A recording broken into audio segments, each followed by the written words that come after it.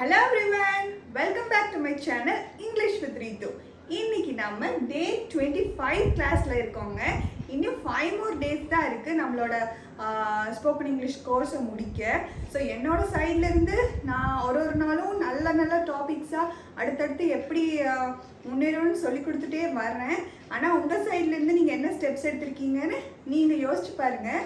And கண்டிப்பாக எவ்வளோதான் பண்ணாலும் எழுதி ப்ராக்டிஸ் பண்ணாலும் எக்ஸசைஸ் பண்ணி ப்ராக்டிஸ் பண்ணாலும் பேச மறந்துடாதீங்க.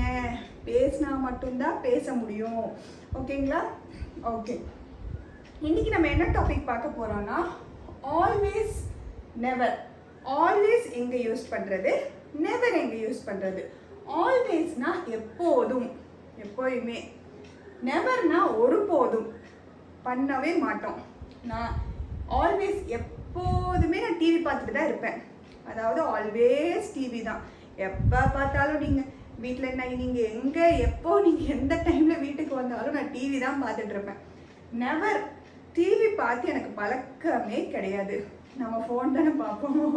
ஸோ அது மாதிரி நம்ம ஒரு அந்த செயலை நான் பண்ணவே மாட்டேன். ஒருபோதும் அந்த செயலை நம்ம பண்ண மாட்டேன் அப்படின்னு சொன்னீங்கன்னா அது நெவர். எப்போதுமே நீங்கள் பண்ணுறது வந்து ஆல்வேஸ். சரி, ஓகே.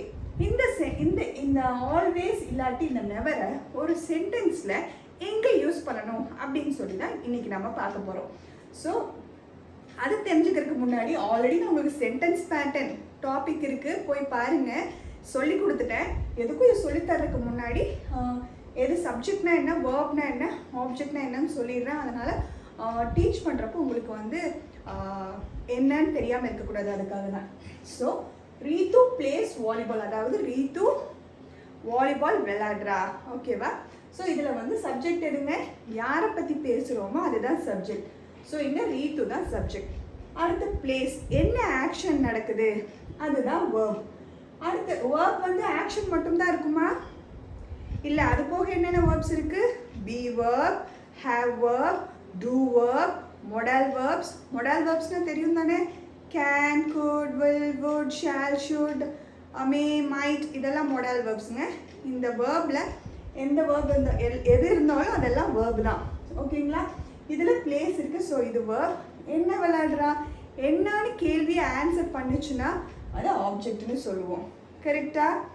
சென்டென்ஸ் டவுட் இருந்தால் சென்டென்ஸ் பேட்டர்ன் எந்த டேன்னு எனக்கு ஞாபகம் இல்லை. சென்டென்ஸ் பேட்டர்னு முன்னாடி நான் போட்டிருப்பேன். அதை போய் சென்டென்ஸ் பேட்டர்ன் ஒரு தடவை பார்த்துட்டு வந்துடுங்க டவுட் இருந்துச்சுன்னா. என்னோடய கிளாஸ் கண்டினியூஸாக பார்த்தவங்களுக்கு கண்டிப்பாக தெரிஞ்சிருக்கும் இது ஏன் ஆப்ஜெக்ட்னு. தெரியாதவங்க கண்டிப்பாக அதை பார்த்துட்டு வாங்க. ஓகேவா?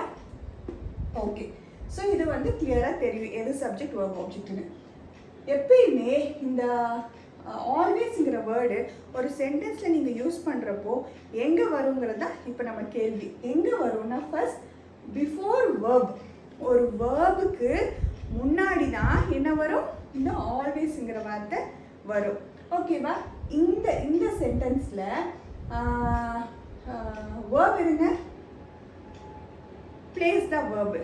ஸோ பிஃபோர் வேர்ப்னா வேர்புக்கு முன்னாடி. So Ritu plays volleyball. பிளேஸுக்கு இதுதான் வேர்பு. வேர்புக்கு முன்னாடி வந்துச்சுன்னா ரீத்து ஆல்வேஸ் பிளேஸ் வாலிபால். ஓகேங்களா? Ritu always plays volleyball. ஓகேவா? இங்கே வரும் ஒன்றா, இங்கே வரும். ஓகேவா? வேர்ப் இருந்துச்சுன்னா. அடுத்து பாருங்க, ஆஃப்டர் பி வேர்ப். அதுவே பி வேர்பாக இருந்துச்சுன்னா, பி வேர்ப்னு கிடையாது, be verb, do verb, have verb, modal verb, இந்த மாதிரி இந்த 4 வேர்பில் அந்த மாதிரி வேர்ப்ஸ் இருந்துச்சுன்னா அந்த வேர்புக்கு பின்னாடி வரும். வெறும் வேர்பாக இருந்துச்சுன்னா அந்த வேர்புக்கு முன்னாடி யூஸ் பண்ணுவாங்க. இதுவே இந்த modal verb, be verb, have verb, do verb இந்த வேர்ப்ஸாக இருந்துச்சுன்னா அந்த வேர்புக்கு பின்னாடி யூஸ் பண்ணுவோம். ஸோ இங்கே வந்து அந்த மாதிரி இல்லை. ஸோ எக்ஸாம்பிள் கொடுத்துருக்கேன். It is cold here. இங்கே கோல்டாக இருக்குது, குளிருதுங்க. இங்கே கோல்டாக இருக்குன்னா ஆல்வேஸ் எப்பயுமே இங்கே கோல்டாக தாங்க இருக்கும். இந்த இடம் நீங்கள் ஒரு இடத்துக்கு போகிறீங்க, இங்கே கோல்டாக இருக்குன்னு, இங்கே எப்பயுமே கோல்டாக தான் இருக்கும். நார்மலாக பேச வருது. அந்த எப்பயுமேங்கிறது எங்கே வரும்னா இந்த பி வேர்ப். இதில் வேர்ப் எது? இதில் வேர்ப் வந்து இஸ். இது வந்து வெறும் வேர்பா இல்லை வேறு be verb, have verb, do வேர்ப்குள்ளே வருதா? Be verb, have verb, do வேர்ப்குள்ளே வருது. ஸோ அது வந்தனால ஆல்வேஸ் பின்னாடி வரும். இதுவே வெறும் வேர்பாக இருந்துச்சுன்னா வேர்புக்கு முன்னாடி வரும். Be verb, do verb, have verb, verbs வந்துச்சு அதுக்கு பின்னாடி வருது. It is always cold here. கிளியரா? ஓகேவா? இப்போ அடுத்து பார்த்தீங்கன்னா ரெண்டு வேர்பும் இருக்கு. எப்படி இங்கே பாருங்க, இது ஒரு மொடல் வேர்பு. வில்லுங்கிறது மொடல் வேர்பு, கோங்கிறது வேர்பு. ரெண்டு வேர்ப் வந்துச்சு. ஒரு வேர்ப் வந்துச்சு, ஒரு மொடலோ பியோ ஏதோ ஒரு வேர்ப் வருது. ரெண்டு வேர்ப் வந்துருச்சுன்னா அப்போ பிட்வீன் வேர்ப்ஸ், அந்த ரெண்டு வேர்புக்கு நடுவில் வரணும். ஓகேவா? I will always go shopping. I will go always shopping அப்படி வராது. ஐ ஆல்வேஸ் வில் கோ அப்படி வராது. ரெண்டு வேர்ப் வந்துச்சுன்னா நடுவில். இப்போ வெறும் வேர்ப் மட்டும் வந்துச்சுன்னா வேர்புக்கு முன்னாடி, பி வேர்போ have verb, modal verb, do வேர்ப்ஸ்க்கு வந்துச்சுன்னா அந்த வேர்புக்கு பின்னாடி. இதுவே ரெண்டு வேர்பும் இருக்கு. ஒரு இந்த மாதிரி வேர்பு, ஒரு வந்து வில்லுங்கிற மாதிரி வேர்ப் இப்படி இருந்துச்சுன்னா அந்த ரெண்டு வேர்புக்கு நடுவில். டவுட் இருக்கா? கிளியராக இருக்குல்ல?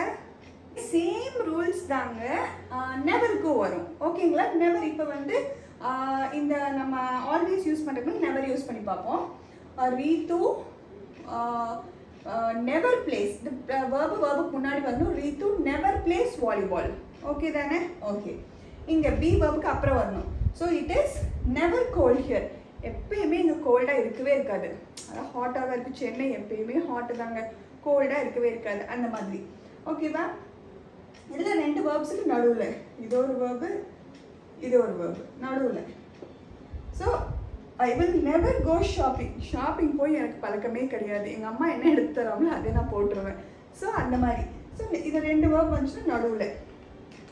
ஓகேங்களா? ஆல்வேஸ் நெவர் இப்படி தான் யூஸ் பண்ணணுங்க. ஒன்றா பிஃபோர் வேர்ப், இல்லைன்னா ஆஃப்டர் பி வேர்ப்ஸ், இல்லைன்னா ரெண்டு வேர்பும் இருந்துச்சுன்னா அதுக்கு நடுவில். கிளியரா?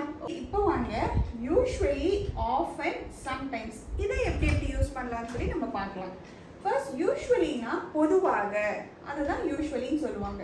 அடுத்து ஆஃபன். ஆஃபன்னா அடிக்கடி, அதுதான் ஆஃபன்னு சொல்லுவாங்க. சம்டைம்ஸ் சில நேரங்களில், அதை வந்து சம்டைம்ஸ் நம்ம சொல்கிறோம்.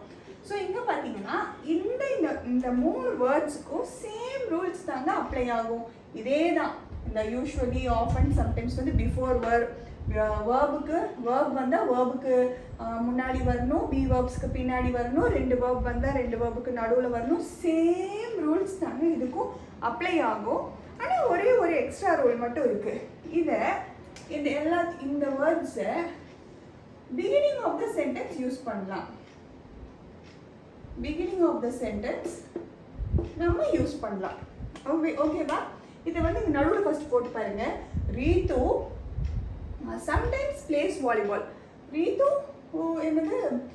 சம்டைம்ஸ். ரீத்து சில நேரங்களில் வாலிபால் விளையாடுவா.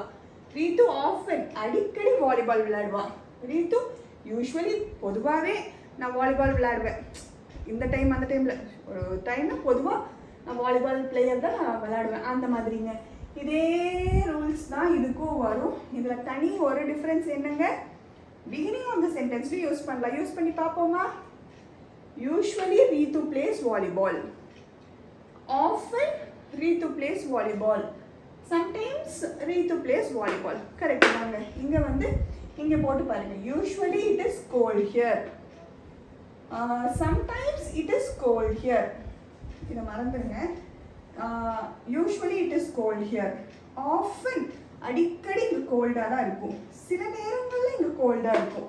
ஸோ இதை முன்னாடி யூஸ் பண்ணலாம், நடுவுலையும் யூஸ் பண்ணலாம். இந்த ரூல்ஸ் தான். சேம் ரூல்ஸ் கூட இதை வந்து பிகினிங் ஆஃப் த சென்டென்ஸ்க்கு நம்ம யூஸ் பண்ணலாம். ஆனால் இந்த ஆல்வேஸையும் நெவரையும் பிகினிங் யூஸ் பண்ண முடியாது. ஆல்வேஸ் ரீத்து பிளேஸ் வாலிபால்னா அது தப்புங்க, வராது. நெவர் ரீத்து பிளேஸ் வாலிபால் அப்படியெல்லாம் வராது. பிகினிங் ஆஃப் த சென்டென்ஸில் இது வராது. இந்த ரெண்டு சென்டென்ஸ்க்கு இது மட்டும்தான் ரூல்ஸு. இது கூட இது மூணு ஆட் பண்ணிங்கன்னா இது பிகினிங் ஆஃப் த சென்டென்ஸ்க்கு நம்ம சேர்ந்து யூஸ் பண்ணலாம். ஸோ இதில் ஏதாவது டவுட் இருக்கா? இப்போ பாருங்கள், இந்த ஆல்வேஸ் அண்ட் நெவர் நான் என்ன சொல்லியிருந்தேன், அந்த மூணு ரூல்ஸுக்கு தவிர வேறு எங்கேயும் யூஸ் பண்ண முடியாது. ஆனால் ஒரே ஒரு இது மட்டும் இருக்குங்க. எங்கே யூஸ் பண்ணலான்னா பிகினிங் ஆஃப் த சென்டென்ஸில் யூஸ் பண்ணலாம். அது எங்கேன்னா ஒரே ஒரு இடத்துல மட்டும்தான், எல்லா இடத்துலையும் கிடையாது, ஒரே ஒரு இடத்துல மட்டும்தான். எங்கேன்னா இம்பரேட்டிவ் சென்டென்சஸ் யூஸ் பண்ணுற இடத்துல. ஸோ இம்பரேட்டிவ் சென்டென்ஸ்னால் என்னன்னு சொல்லி ஆல்ரெடி கிளாஸ் எடுத்திருப்பேன். டைப்ஸ் ஆஃப் சென்டென்சஸ் அப்படிங்கிற டாப்பிக்கு கீழே வரும். போய் சர்ச் பண்ணி தெரியாதவங்க அங்கே போய் கற்றுக்கிட்டு வாங்க. இப்போ நான் மேலோட்டமாக மட்டும் என்னன்னு சொல்கிறேன். இம்பேரேட்டிவ் சென்டென்சஸ்னால் ஒரு order, shut your mouth, do your homework, get out of my class.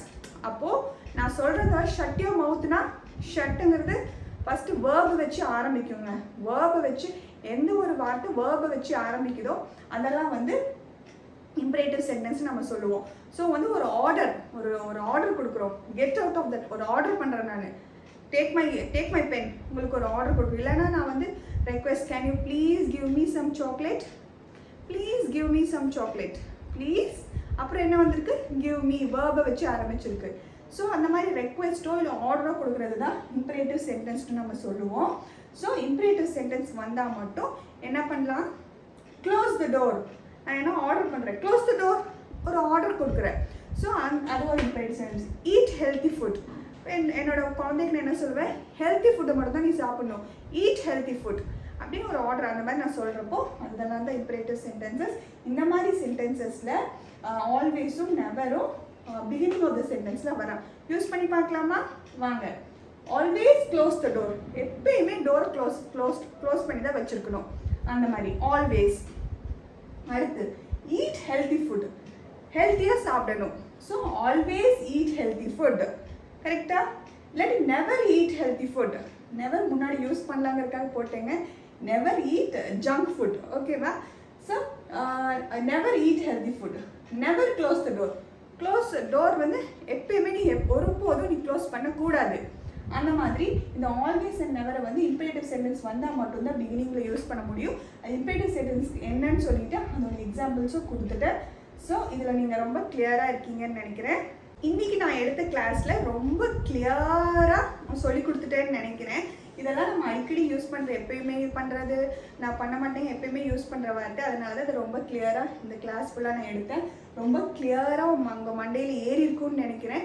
இந்த மாதிரி இம்பரேட்டிவ் சென்டென்ஸ்னால் என்ன, சென்டென்ஸ் பேட்டர்ன் என்ன தெரியலன்னா கண்டிப்பாக முன்னாடி ஹெல்த் செஷனில் போய் கண்டிப்பாக பார்த்துட்டு அப்புறம் இந்த கிளாஸை கவனிங்க. இல்லைன்னா ஒன்றும் புரியாமல் டைம் வேஸ்ட் பண்ணிடாதீங்க.